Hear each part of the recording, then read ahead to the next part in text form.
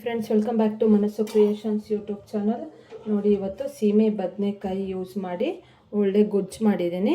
ಚಪಾತಿ ಪೂರಿಗೆಲ್ಲ ತುಂಬ ಚೆನ್ನಾಗಿರುತ್ತೆ ಮತ್ತು ರೈಸು ಕೂಡ ತಿನ್ಬೋದು ಇದು. ಮತ್ತು ಇದು ಬೇಗನೂ ಆಗುತ್ತೆ, ಕಡಿಮೆ ಇಂಗ್ರೀಡಿಯೆಂಟ್ಸು. ನೀವು ಬಿಗಿನರ್ಸ್ ಯಾರು ಇರ್ತೀರ ಅಲ್ವಾ, ಇವಾಗ ಕಲಿತಾ ಇರೋವಂಥವ್ರು ಅಡುಗೆ ಏನು ಮಾಡೋಕ್ಕೆ, ಸೊ ಅವ್ರಿಗೂ ತುಂಬ ಯೂಸ್ಫುಲ್ ಆಗುತ್ತೆ ಈ ವಿಡಿಯೋ. ಒಂದ್ಸಲ ಟ್ರೈ ಮಾಡಿ ನೋಡಿ ಹೇಗಿತ್ತು ಅಂತ ಅಂದ್ಬಿಟ್ಟು.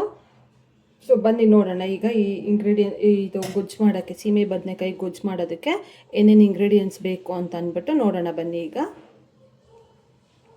ಮೊದಲಿಗೆ ಇಲ್ಲಿ ಸೀಮೆ ಬದನೆಕಾಯಿ ಇಟ್ಕೊಂಡಿದ್ದೀನಿ. ಸೊ ಇದನ್ನು ಸಾಂಬಾರು ಕೂಡ ಯೂಸ್ ಮಾಡ್ತಾರೆ, ಬೇಳೆ ಸಾಂಬಾರಿಗೆಲ್ಲ. ಸೊ ಇದರಿಂದ ಒಂದು ಒಳ್ಳೆ ಪಲ್ಯ ಮಾಡೋಣ, ಚಪಾತಿಗೆಲ್ಲ ಚೆನ್ನಾಗಿರುತ್ತೆ. ಇದು ಈ ಸಿಪ್ಪೆ ಎಲ್ಲ ತೆಗೆದುಕೊಬಿಟ್ಟು ಚಿಕ್ಕ ಚಿಕ್ಕದಾಗಿ ಕಟ್ ಮಾಡಿ ಇಟ್ಕೊಳ್ಳೋಣ ಬನ್ನಿ. ಸೀಮೆ ಬದನೆಕಾಯಿನ ಈ ಥರ ಚಿಕ್ಕ ಚಿಕ್ಕದಾಗಿ ಕಟ್ ಮಾಡಿ ಇಟ್ಕೊಂಡಿದ್ದಾಗಿದೆ. ಕ್ಲೀನಾಗಿ ವಾಶ್ ಮಾಡ್ಕೊಳ್ಳಿ. ಈಗ ಸ್ಟವ್ ಅಂಟಿಸ್ಬಿಟ್ಟು ಒಂದು ಬಾಣಲಿಯಲ್ಲಿ ಎಳ್ಳು ಸ್ವಲ್ಪ ತೊಗೊಳ್ಳಿ. 1 ಸ್ಪೂನ್ ಆಗೋಷ್ಟು ಎಳ್ಳು ತೊಗೊಂಡು ಅದನ್ನು ಸ್ವಲ್ಪ ಫ್ರೈ ಮಾಡ್ಕೊಳ್ಳೋಣ. ನೋಡಿ, ಒಂದು ಬಾಣಲಿಯಲ್ಲಿ ಎಣ್ಣೆನೂ ಹಾಕೋದು ಬೇಡ, ಡ್ರೈ ಆಗಿ ಹಾಗೇ ಒಂದು ಸ್ವಲ್ಪ ಹುರ್ಕೊಳ್ಳಿ. 1 ಸ್ಪೂನ್ ಆಗೋಷ್ಟು ಎಳ್ಳು ತೊಗೊಂಡು ಸ್ವಲ್ಪ ಫ್ರೈ ಮಾಡ್ಕೊಳ್ಳಿ ಇದನ್ನು. ನೋಡಿ, ಒಂದು ಬಾಣಲಿ ತೊಗೊಂಡು ಒಂದು 2 ರಿಂದ 3 ಸ್ಪೂನ್ ಎಣ್ಣೆ ಹಾಕ್ಕೊಂಡಿದ್ದೀನಿ. ಇದಕ್ಕೆ ಸಾಸಿವೆ ಹಾಕ್ಕೊಳ್ಳೋಣ. ಸಾಸಿವೆ ಆದಮೇಲೆ ಸ್ವಲ್ಪ ಕರ್ಬೇವಿನ ಸೊಪ್ಪು ಹಾಕ್ಕೊಳ್ಳೋಣ. ಈಗ ಕರ್ಬೇವಿನ ಸೊಪ್ಪು ಆದಮೇಲೆ ಇದೇನು ಸೀಮೆ ಬದನೆಕಾಯಿ ಕಟ್ ಮಾಡಿ ಇಟ್ಕೊಂಡಿದ್ದೀವಲ್ಲ ಅದನ್ನು ಹಾಕ್ಕೊಳ್ಳೋಣ.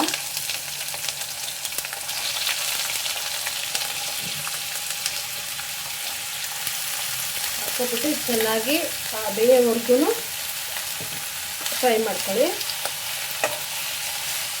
ಸೊ ಇದಕ್ಕೆ ಇವಾಗಲೇ ರುಚಿಗೆ ಬೇಕಷ್ಟು ಉಪ್ಪು ಹಾಕ್ಕೊಳ್ಳೋಣ. ಅರಿಶಿನ 1 ಸ್ಪೂನ್ ಹಾಕ್ಕೊಳ್ಳೋಣ. ಮತ್ತು ಉಪ್ಪು ರುಚಿಗೆ ತಕ್ಕಷ್ಟು ಉಪ್ಪು ಹಾಕ್ಕೊಬಿಡೋಣ. ಈಗಲೇ ಕಾಯಿ ಬೇಗ ಬೇಯುತ್ತೆ, ಸೊ ಹಾಗಾಗಿ ಈಗಲೇ ಉಪ್ಪು ಹಾಕೋತಾ ಇದೆ. ನೀವು ಸಾಲ್ಟ್ ಬೇಕಾದರೂ ಹಾಕ್ಕೋಬೋದು. ಇದೆಲ್ಲ ಚೆನ್ನಾಗಿ ಒಂದ್ಸಲ ಮಿಕ್ಸ್ ಕೊಡಿ. 1 ಸ್ಪೂನು ಬೆಲ್ಲ ಹಾಕೋತಾ ಇದ್ದೀನಿ. ಸೊ ಎಲ್ಲನೂ ಚೆನ್ನಾಗಿ ಮಿಕ್ಸ್ ಮಾಡಿ ಒಂದು ಸ್ವಲ್ಪ ಇದಕ್ಕೆ ಬೇಯುವಷ್ಟು ನೀರು ಹಾಕ್ಕೊಳ್ಳೋಣ.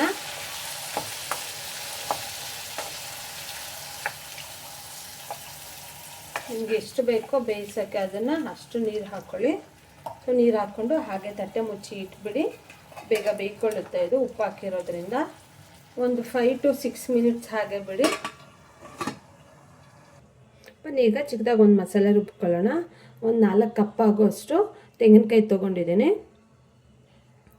ಮತ್ತು ಒಂದು 2 ಕಪ್ ಆಗೋಷ್ಟು ಕಡಲೆಪಪ್ಪು, ಮತ್ತು ಕೊತ್ತಂಬರಿ ಸೊಪ್ಪು ಸ್ವಲ್ಪ, ಆಮೇಲೆ ಖಾರಕ್ಕೆ ಹಸಿಮೆಣಸಿನ್ಕಾಯಿ. ನೀವು ಖಾರ ನೋಡ್ಕೊಂಡು ಹಾಕ್ಕೊಳ್ಳಿ. ನಾನು ಒಂದು 6 ತೊಗೊಂಡಿದ್ದೀನಿ. ನೀವು ಖಾರ ನೋಡಿಕೊಂಡು ಎಷ್ಟು ಬೇಕೋ ಅಷ್ಟು ಹಾಕ್ಕೊಳ್ಳಿ. ಮತ್ತು ಸ್ವಲ್ಪ ಹುಣಸೆಹಣ್ಣು ಒಂದು ಸ್ವಲ್ಪ ಬೇಕಾದರೆ ನೀವು ನೀರಲ್ಲಿ ನೆನೆಸಿಟ್ಕೊಂಡು ಆಮೇಲೆ ಹಾಕ್ಕೋಬೋದು, ಹಾಗೇನೂ ಹಾಕ್ಕೊಳ್ಳಿ, ಪರವಾಗಿಲ್ಲ. ಮತ್ತು ಎಳ್ಳು ಏನು ಹುರಿದಿಟ್ಕೊಂಡಿದ್ವಲ್ಲ, ಸೊ ಅದನ್ನು ಹಾಕ್ಕೊಳ್ಳೋಣ. ಸೊ ಇದು ಸ್ವಲ್ಪ ನೀರು ಹಾಕ್ಕೊಂಡು ಫೈನಾಗಿ ರುಬ್ಕೊಬನ್ನಿ.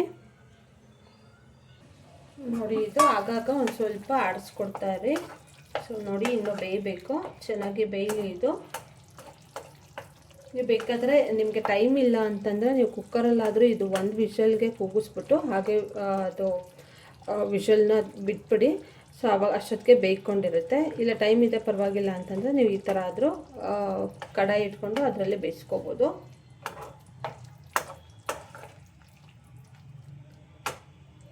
ಮಸಾಲೆ ರುಬ್ಬಿ ಆಗಿದೆ, ಈ ಥರ ನುಣ್ಣಗೆ ರುಬ್ಕೊಳ್ಳಿ.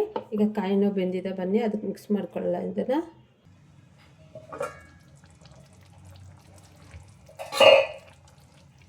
ನೋಡಿ, ಬೆಂದಿದೆ. ಈಗ ನಿಮಗೆ ಮುಟ್ಟು ನೋಡಿದ್ರೆ ಗೊತ್ತಾಗುತ್ತೆ ಅದು ಬೆಂದಿರೋದು. ನೋಡಿ, ಸಾಫ್ಟ್ ಆಗಿದೆ. ಸೊ ಸಾಕು ಇಷ್ಟು. ಮೊದಲೇ ಉಪ್ಪು ಹಾಕಿದ್ದೀವಿ, ಮತ್ತೇನು ಉಪ್ಪು ಹಾಕೋಂಥ ಅವಶ್ಯಕತೆ ಇರಲ್ಲ. ಸೊ ಈ ಮಸಾಲೆನೆಲ್ಲ ಈಗ ಇದಕ್ಕೆ ಮಿಕ್ಸ್ ಮಾಡ್ಕೊಳ್ಳೋಣ.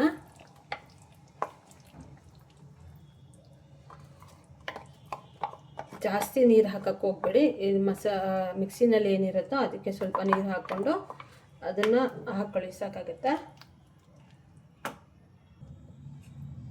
ನೋಡಿ, ತುಂಬ ನೀರು ಹಾಕೋದು ಬೇಡ. ಅದೇನು ತೆಂಗಿನಕಾಯಿ ಅದೆಲ್ಲ ಇರುತ್ತಲ್ಲ ಅದೆಲ್ಲ ಹಸಿ ಸ್ಮೆಲ್ ಹೋಗೋವಷ್ಟು ಕುದಿಸ್ಕೊಳ್ಳಿ, ಸಾಕಾಗುತ್ತೆ. ಹಸಿ ಸ್ಮೆಲ್ ಹೋಗೋವರೆಗೂ ಕುದಿಸ್ಕೊಂಡ್ರೆ ಸ್ವಲ್ಪ ಗ್ರೇವಿ ಥರ ಥಿಕ್ನೆಸ್ ಬರುತ್ತೆ.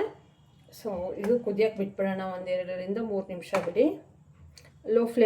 ಲೋ ಟು ಮೀಡಿಯಮ್ ಫ್ಲೇಮಲ್ಲಿ ಇಟ್ಕೊಂಡು ಕುದಿಸ್ಕೊಳ್ಳಿ.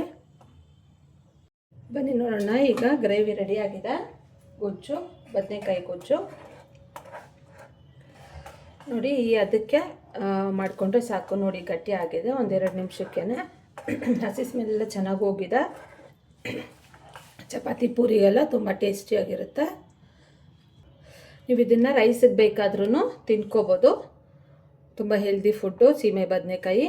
ಸೊ ಬನ್ನಿ, ಇವಾಗ ನಿಮ್ಗೇನಾದ್ರು ಇಷ್ಟ ಆದರೆ ಈ ವಿಡಿಯೋನ ಲೈಕ್ ಮಾಡಿ, ಶೇರ್ ಮಾಡಿ, ಮತ್ತು ಮನಸ್ಸು ಕ್ರಿಯೇಷನ್ಸ್ ಯೂಟ್ಯೂಬ್ ಚಾನಲ್ನ ಸಬ್ಸ್ಕ್ರೈಬ್ ಮಾಡ್ಕೊಳ್ಳಿ. Thank you for watching friends.